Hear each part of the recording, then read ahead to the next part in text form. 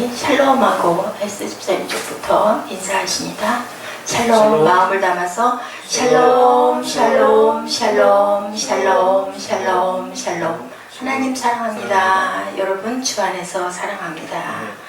네, 전도사님 말씀처럼 미디안을 물리친 순종함으로 하나님 말씀대로 참 이해가 안 가는데 하나님 하라 하신 대로 3만 명이 넘는 숫자에서 2만 명이 돌아가고 또 그 숫자에서도 너무 많다고 그래서 300명을 골라낸 이야기가 앞에 나오죠.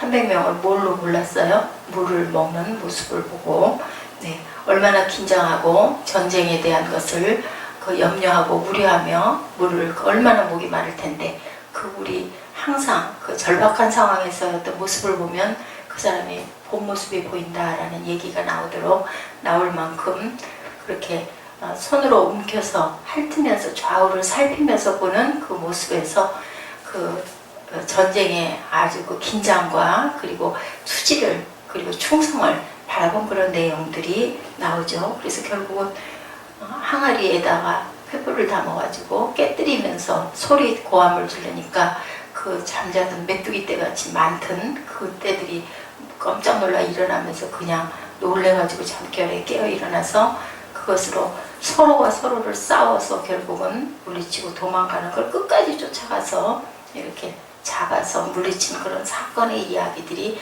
나오고 있는데 하나님이 역사하신 일이기 때문에 그러면은 전쟁이 이렇게 하면 이기겠구나 해서 두 번 다시 이런 일이 있었느냐?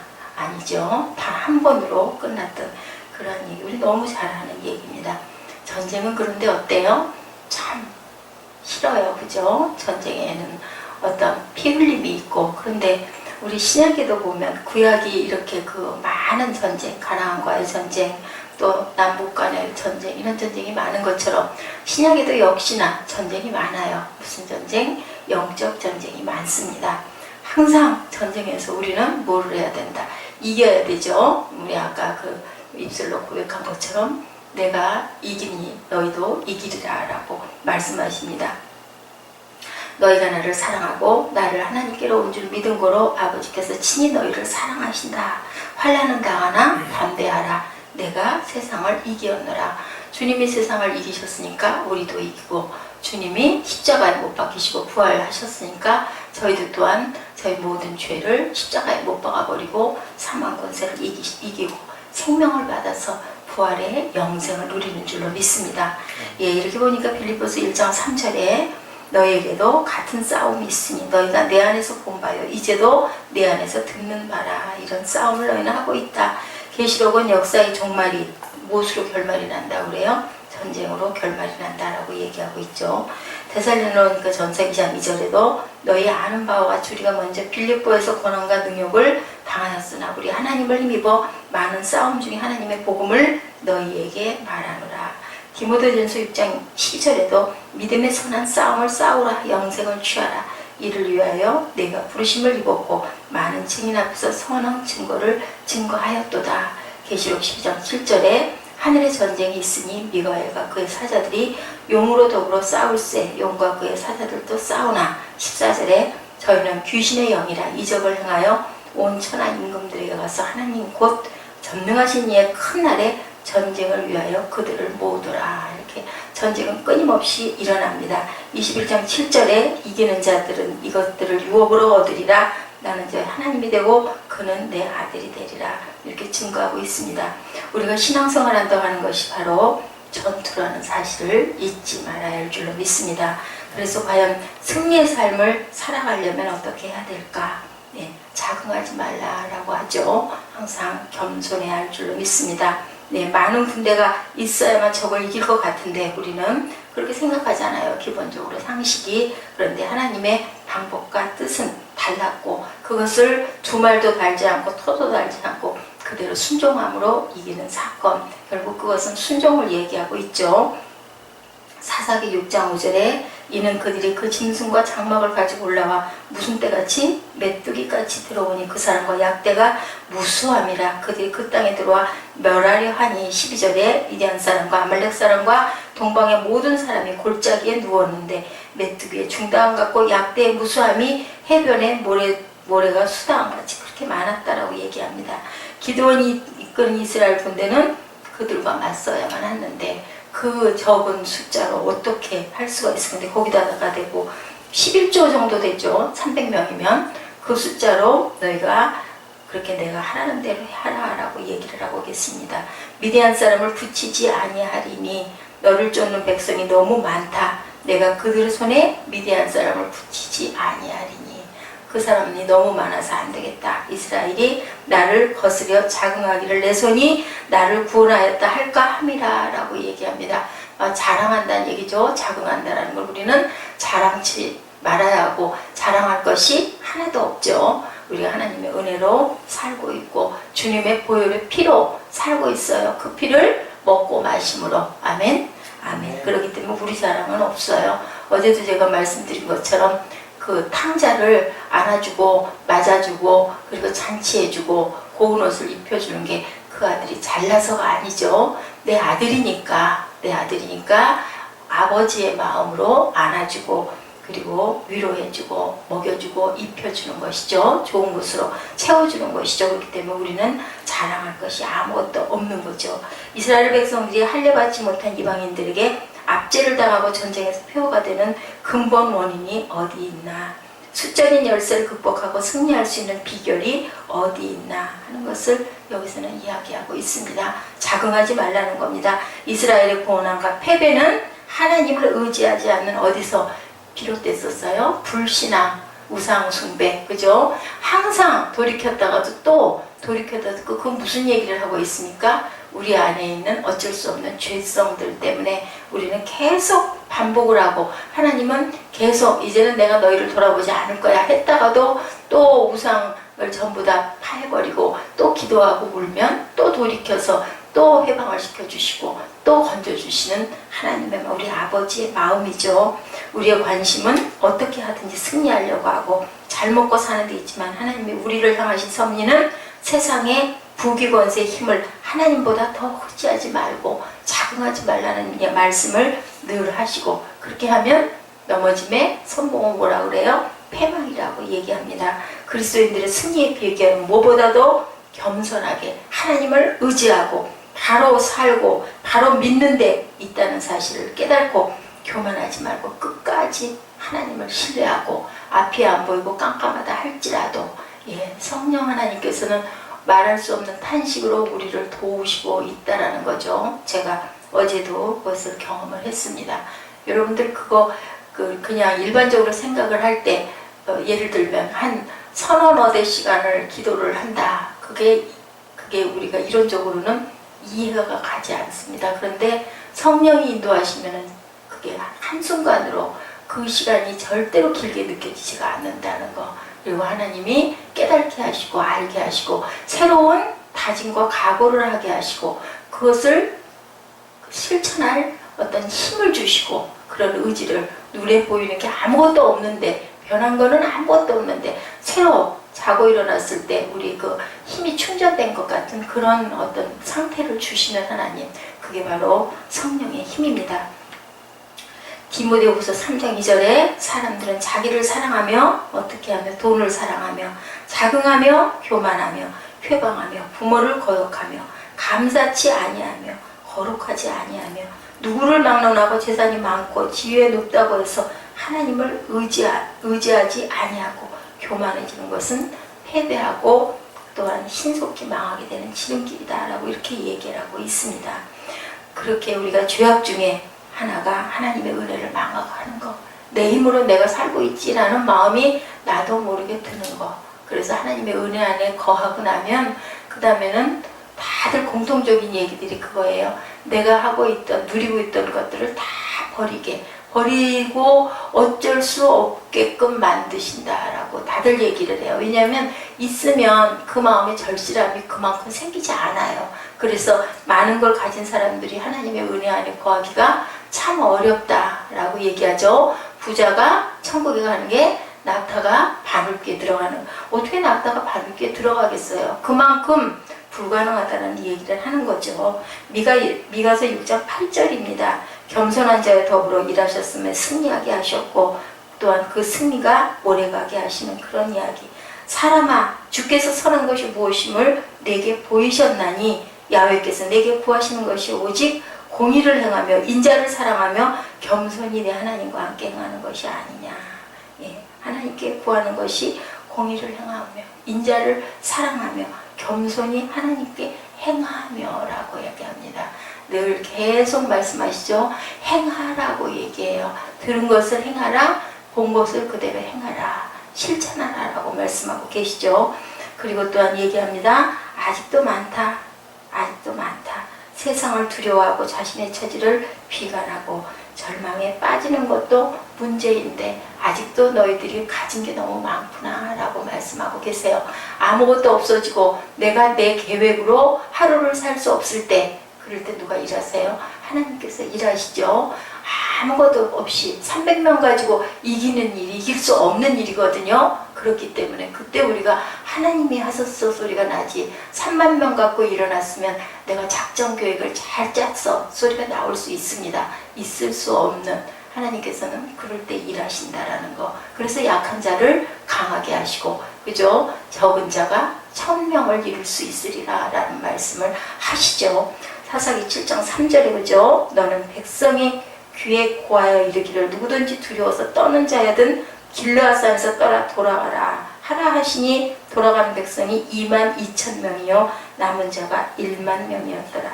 두려워 떤다는 것은 처음에는 나라를 보니까 옳잖아요. 맞잖아요. 나도 할 거야. 군중심리로도 많이 일어나죠. 그랬는데 두려운 사람 돌아가세요 하니까 거기서 떠난 사람이 21,000명이라고 얘기를 하고 있습니다. 두려움에 앞서는 그런 사람들이 전쟁터에 나갔을 때 제대로 전쟁을 할 수 있겠습니까? 꽁무니 뒤로 남의 뒤로 그렇게 숨고 그러다가 결국은 그냥 밀떡을 쳐져서 죽을 수밖에 없어요. 그러면 그게 무슨 죽음이라고 그래요? 그것은 개죽음이다라고 얘기하죠. 그러면 너희는 떠나라. 그래서 1만여 명이 나왔는데도 그것도 많다. 덜어내라. 그 방법이 물 먹는 모습을 보고 그 평소의 모습을 보면 어떻다라는 걸 아는 거죠. 마음은 한량없는데 용기를 내서 이렇게 했는데 너희들 그렇게 실천하는 모습 가지고는 이길 수 없다인 거예요. 적은 숫자이더라도 정말로 열정과 모략과 그리고 또한 하나님을 의지하는 그런 마음을 가지고 정말 죽으면 죽으리라는 각오를 한 자들이어야 한다. 그래서 기드온 300용사가 그렇게 유명했죠. 예, 제가 그 전에 우리 공인중개사 처음으로 그 개업을 할 때 기드온이라는 이름으로 그 개업을 했던 것을 어저께 하나님이 알려주시고 깨닫게 하시고 또 생각나게 하셔서 제가 이 기드온의 300용사, 우리가 너무 잘 아는 말씀이지만 그 말씀을 묵상을 해서 오늘은 제가 꼭 전하겠습니다 라고 말씀을 드렸습니다. 아무리 용감한 사람이라 할지라도 성명을 걸고 적과 싸운다고 할 때는 어떨까요? 티끌만큼도 마음에 두려움이 없을 수는 없는 거예요. 그죠? 그렇지만 그것을 무슨 힘으로? 나라를 사랑하고 그리고 우리가 하나님이 나를 지키신다는 그 믿음을 갖고 나아갈 수 있는 것이지, 사람의 힘과 사람의 생각으로는 아무것도 두렵지 않고 정말 다 그냥 비워버리고 쫓아나갈 수는 없다라는 거죠. 예, 그렇게 하나님의 전능하심을 믿지 못할 때는, 그것은 불신앙에서 올 때는 온전하게 하나님이 일을 시킬 수가 없는 거예요. 우리가 항상 선택은 누가? 내가 하는 거죠. 하나님이 너희들을 내가 사랑할 거니 내 안에 들어와라 했을 때 그 선택을 그걸 바라보고 내가 갈까 말까 갈까 말까, 옆에서 권면할 때도 내가 갈까 말까를 많이 망설이고, 또 들어가서도 궁둥이를 제대로 못 붙이고 푸근하게 앉아서 여기가 내 자리입니다 라고 할 때까지 많은 기간이 걸리고, 그러다 또 시험이 들고 누군가가 뭔가 불편하게 하면은 그냥 떠나죠. 왜? 하나님의 나라가 보이지 않기 때문에. 그래서 와서 머무는 동안 은혜를 받아서 완전히 하나님의 자녀가 될 수 있도록 해야 되는 게 우리의 책임이에요. 우리가 그렇게 해서 구원의 사명을 받고 우리가 이 자리에 앉아있고 이 자리에 서있고 이렇게 살아가고 있고, 하나님이 또한 그 증거로 우리를 영원히 살된까지 범사히 살되며 강건하게 해주시고 계신 줄로 믿습니다. 눈에 보이지 않는 것이, 눈에 보이는 것이 다가 아니고 눈에 보이지 않는 세계를 바라볼 줄 아는 그런 눈을 누가 열어주세요? 하나님께서 열어주심을 믿고 나아가셔야 되겠죠. 놀라운 사실은 하나님께서 나머지 1만 명도 다 쓰시지 않았다는 거, 아직도 많다라고 말씀하시는 거. 하나님을 믿는다고 교회를 찾지만 한 주가 지나도록 성경을 한 장도 읽어보지 못하는 그러한 그 하나님의 자녀라는 사람들이 너무 많아요. 그 사람들이 성경 속에 빠져서 살기 위해서는 어떻게 해야 될까요? 하나님의 조금 더 이른 증인들인 우리들이, 그죠? 우리들이 삶에서, 생활에서, 직장에서, 일에서, 학업위에서, 만남 속에서, 우리는 여기 사람 속에 살고 있는 우리이기 때문에 그런 얘기들 많이 하죠. 우리가 그 사람들, 우리와 구별된 그 사람들 속에 녹아버리면 안 되고 그 속에 들어가서 그들이 우리 안에 녹아지게끔, 하나님의 자녀로 녹아지게끔 끄집어내야 된다는 얘기예요. 잘못해가지고 들어갔다가 거기에 녹아버리면 아무 소용이 없죠. 하나님의 계산과 방법으로 세상을 살아가는 사람은 이기심이 가득하여 많은 것을 소유하고도 만족을 모르는 그런 사람들과 뭔가 다르게 살아가야 돼요. 어떻게 저 사람들은 저렇게, 그 얘기 들어보면 10년을, 거의 보통은 한 10여 년 공부해야 되죠. 목사가 될 때까지는. 어떻게 그 세월을 그 목사님들이 간직이 늘 그 얘기예요. 본인도 모르겠다는 거죠. 어떻게 살아왔는지. 대개가 신학을 어린 나이에 하는 분들보다는 그래도 한 가장이 되거나 또한 어른이 돼가지고 자녀를 거느리고 그리고 신학을 하시는 분들이 많다 보면 그거 일단은 먹고 살아야 되잖아요. 가족을 부양하고 살아야 되잖아요. 그런데 게다가 또 공부까지 해야 되니 그것도 학비가 들어가는데 어떻게 그 세월을 내가 살아왔는지 그래도 죽지 않고 살아오게끔 때마다 채워주시고 메꿔주시고 기적이다. 다들 기적이라고 얘기를 합니다. 넉넉해서 풍부해서 그렇게 공부했다라는 사람은 한 사람도 못 봤어요. 지금 뭐 훌륭하게 그 하나님의 그 일을 감당하고 계시는 많은 귀한 목사님들도 지나간 그 뒤안길을 들어보면요. 다들 남들이 후원해주고 다들 그런 걸로 장학금 주고 그래서 내가 해외 외국에서도 공부할 수 있었다. 그래서 가족이 또 뭐 반려자들이 고생을 많이 하죠. 여성들이 신학을 공부하는 경우는 그나마 조금 나은데 이렇게 집안의 가정들이 신학을 공부하는 경우에는 정말 어려움이 많죠. 그럴 땐 대개 보면 아내들이 직장을 갖고 있고 직업을 갖고 있고 아이들을 거느리고 잘 먹으면서 어떻게든 먹으면서 견디면서 피눈물 나는 그러한 세월을 살아서 누가 고백을 했어요? 예, 그 누구예요? 야곱이 그랬죠. 험악한 세월을 살아왔나이다라는 그 고백이 보통 목회자들이 그 목회 탄생했을 때까지 그 세월을 그렇게 겪어도 누가 보호하셔서 믿음으로 또 일어나고 또 일어나고 또 기도하고 그리고 또 바라보고 그렇게 가는 세월들을 겪어가는 거죠. 그리고 나서 나중에 쓰면 뭐 쓴다고 해서 뭐 특별히 달라지는 게 더 고난스럽고 더 어려움이 더 많이 찾아옵니다. 그래도 어때요? 그래도 나는 행복합니다. 감사합니다. 왜? 하나님의 은혜가 있기 때문에 부어주시는 하늘의 은혜가 아니고는 서 있을 사람이 아무도 없어요. 그런 것처럼 정말 그 하나님의 은혜는 우리 주위에서도 얼마든지 찾아볼 수가 있어요. 이렇게 정해된 소수들, 그렇게 해서 골라서 세운 소수들이 물을 핥는 그 자세, 아까 말씀을 드린 것처럼 네, 그렇게 정말 너무너무 목이 말라 죽겠는데도 움켜 입에 대고 마시면서 사면을 경계하는 그러한 지혜로운 태도, 우리가 세상을 살아갈 때도 이런 태도로 살아가야 된다는 얘기예요. 그냥 마음 푹 놓고 넉넉히 앉아 있다가는 뭐가 쑤시고 들어와요? 사단이 찌르고 들어오죠. 쑥쑥. 그래서 제가 지난번에 얘기했죠. 연약해지는 것은 성령으로 무장이 되지 않았기 때문에 상처를 입는 것이고 상처를 입다 보면 상대방을 원망하게 되고 미워하게 되고 그러다 보면 이중으로 죄를 짓는 것이죠. 우리 몸들이 뭐예요? 하나님의 성전인데, 그죠? 성전에 상처를 내고 마음의 상처를 내고 또 그걸로 인해서 미워하면은 하나님이 주신 계명을 이루지 못하고 형제자매를 미워하게 되기 때문에 그래서 해가 지기 전에 그 분을 노를 다 풀고 사과하고 나서 너희들 제단에다 예물을 드려라. 제단에 예물은 왜 드리세요? 예배 드리려고 드리시잖아요. 근데 예배보다 중요한 게 화목이라는 거죠. 예배보다 먼저 해야 할 게 이웃사랑, 하나님 사랑. 너희들 하나님 사랑해서 예배 드리려고 하니? 그러면 형제도 사랑해라. 그래야 너희들 예배드릴 자격이 있다라고 말씀하고 계십니다.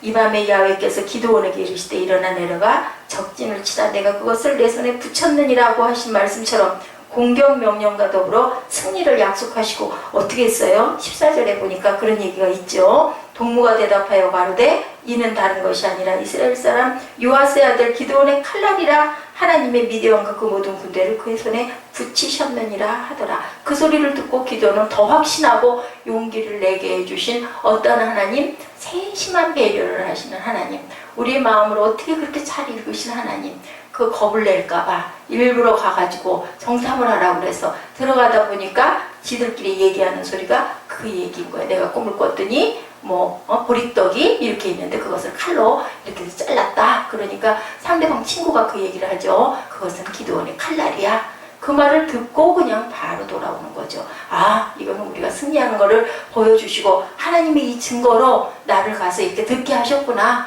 그러고 그냥 쳐서 올라가죠. 그렇게 해서 승리를 합니다. 300명을 100명씩 어떻게 셋으로 나눠서 3면을 공격하게 하는 이렇게 작전도 필요한 거예요. 그죠? 무턱대고 그게 아니고 누구의 지혜로? 하나님의 지혜로 미디안은 이렇게 나팔을 들고 이 모든 것들이 다 뭐예요? 전쟁의 도구인가요? 아니잖아요. 그죠? 전쟁의 도구가 아닌 것으로 승리를 거두고 그래서 어때요? 십자가는 무저항 운동이죠. 칼을 갖고 싸우는 게 아니라 하나님의 말씀으로 밀고 나가고 싸우는 것. 나팔을 불므로 마치 천군 만마의 공격을 알리는 신호인 듯한 위협을 주고 항아리는 횃불을 감추는 데 사용하였으면 물론이고 깨뜨려질 때 그 요란한 소리에 자다 말고 일어나서 깜짝 놀라는 거죠. 잠도 그냥 인원이 많고 우리는 당연히 이길 거니까 하고 푹 잔 거예요. 그러니까 막 정신이 없고 혼비백산을 하고 뛰어 일어나다 보니까 적인지 악인인지도 모르고 그냥 막 서로가 서로를 칼로 찌르고 싸우게끔 그렇게 만드시는 하나님. 7장 20절에 세대가 나팔을 불며 항아리를 부수고 좌수에 횃불을 들고 우수에 나팔을 들어 불며 외쳐 가로되 야훼와 기드온의 칼이여 하고 기드온의 군대를 얕잡아보고 태평스럽게 잠들었던 미디안의 군대는 결국은 어떻게 해요? 멸망할 수밖에 없게 만들어버립니다. 그래서 7장 22절에서 25절까지 미디안 두 방백 오렙과 스웹을 사로잡아 오렙은 모렙바위에서 죽이고 스웹은 스웹 포도주틀에서 죽이고 미디안 사람을 추격하고 오렙과 스웹의 머리를 가지고 요단 저편에서 기드온에게 나오니라는 말씀처럼 이렇게 대승을 거두게 해주시는 하나님 얼마나 멋지십니까? 그죠? 하나님의 능력은 우리의 삶에도 지금 그 구약의 얘기가 우리의 삶에도 원수를 무찔러 주시는데 단 뭐만 하면 성령의 검으로 무장하면 성령의 전신갑주를 입었을 때 우리는 삶을 승리로 나아갈 수밖에 나아가고 남음이 있다는 것을 얘기합니다. 아까 말씀드린 대로 이 방법은 하나님이 개입하신 단 한 번의 방법인 줄로 믿습니다. 모세가 홍해를 그 지팡이로 가른 것도 단 한 번이었던 것처럼 하나님이 개입하시면 모든 역사는 이루어진다라는 거. 하나님을 믿는 자의 삶은 무엇을 먹고 마시면 무엇을 입고 살아갈 것인가 하는 생존의 문제가 아니고요. 무엇을 위해서 먹고 살 것인가, 무엇을 위해서 먹고 마실 것인가, 무엇을 위해서 내가 공부할 것인가, 무엇을 위해서 내가 설교할 것인가, 무엇을 위해서 내가 하나님을 믿을 것인가, 하나님의 나라를 위해서, 하나님의 영광을 위해서 우리가 살아가고 나아가는 거죠. 먹고 마시는 데 뜻이 있는 게 아니죠. 이렇게 많은 것은 강한 것이고 항상 이긴다고 생각하지만 적다고 용기를 갖지 못하고 살아가지 말아야 한다는 거죠. 우리가 가진 게 적다고, 내가 배운 게 적다고, 그죠? 내가 가진 게 적다고 움츠려질 필요가 없다라는 것을 기드온의 300용사를 통해서 말씀하고 계십니다. 시편 115편 1절에 야훼여 영광을 우리에게 돌리지 마옵소서, 우리에게 돌리지 마옵소서, 오직 주의 인자하심과 진실하심을 인하여 주의 이름에 돌리소서라고 말씀합니다. 하나님이 쓰시는 승리의 사람은 어떤 사람? 준비된 사람입니다. 여러분들 열심히 준비하시기 바랍니다. 가정에서, 직장에서, 일상생활에서 하나님께서 우리를 시험한다 할지라도 어떠한 상황에서도 하나님만 바라보고 하나님만 붙들고 하나님께 구하고 하나님께 겸손하게 무릎 꿇고, 그리고 또한 우리가 알고 모르게 짓는 모든 것들을 생각나게 하시는 성령께 우리가 회개하면서 살아갈 때 하나님께서는 우리의 삶 가운데서 승리함을 주시죠.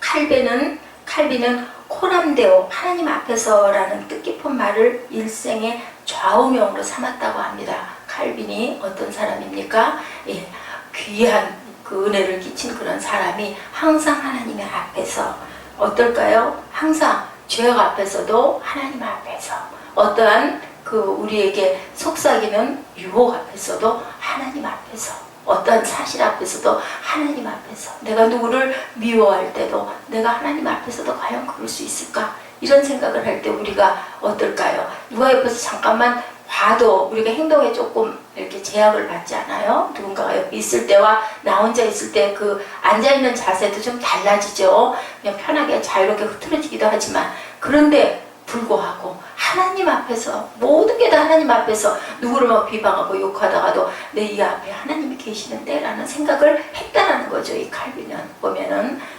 칼빈에 대한 많은 그 반대의 의견들과 옳지 않다라는 우리가 엊그저께도 그 학교에서도 그 칼빈의 예정설에 대해서 얘기를 했지만 저는 그 예정은요 하나님이 태초에 너희 그 많은 무리 숫자 중에서 어떤 녀석은 한나는 너는 나를 사랑할 것이다.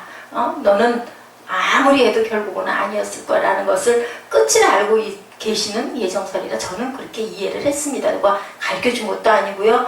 목사님한테 한번 그냥 여쭤보고는 하나님 안에서 맞죠. 하나님 안에서. 근데 하나님은 그 이전에 어떻게 될 거리라는 결과를 우리의 살아가는 부분에까지도 다 아시고 계시는데 그래도 우리는 모르기 때문에 아무에게나 누구에게나 끝까지 하나님의 말씀을 증거하고 뭐 100번이 됐든 1000번이 됐든 그러면 누가 말한 말에 그 사람이 그 생명이 하나님의 영광 안에 거하게 될지 영생에 거하게 될지 모르기 때문에 우리는 끝까지 증인된 삶을 살아야 할 줄 믿습니다.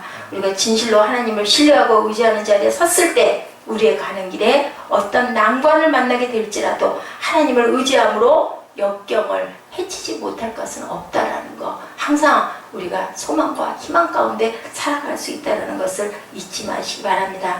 마태복음 16장 18절이죠. 내가 네게 이르노니 너는 누구라? 베드로라. 내가 이 반석 위에 나의 교회를 세우리라. 뭐예요? 믿음이 있으면 믿음 가운데 하나님을 사랑하는 마음과 형제를 사랑하는 그 믿음의 고백이 있었을 때 내가 그 자리에 나의 반석의 교회를 세우겠다고 약속하시고 말씀하셨죠. 이것을 너에게 이르면 너희로 내 안에서 평안을 누리게 하려 합니다. 너희가 환난을 당하나 담대하라. 내가 세상을 이기었노라. 그러나 이 모든 일에 우리를 사랑하시는 이로 말미암아 우리가 넉넉히 이긴다라고 얘기합니다. 악에게 지지 말고 손으로 악을 이기라 하고 말씀하시죠. 이기기를 다투는 자마다 모든 일에 절제한다고 하십니다. 저희는 썩을 면류관을 얻고자 하되 우리는 썩지 아니할 면류관을 얻을 것이라고 약속하고 계십니다.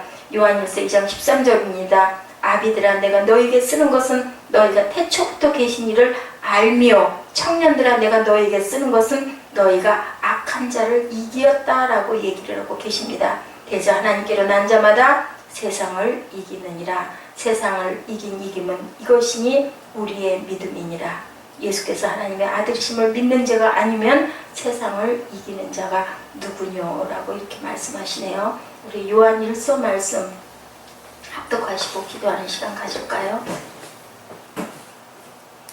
요한일서 5장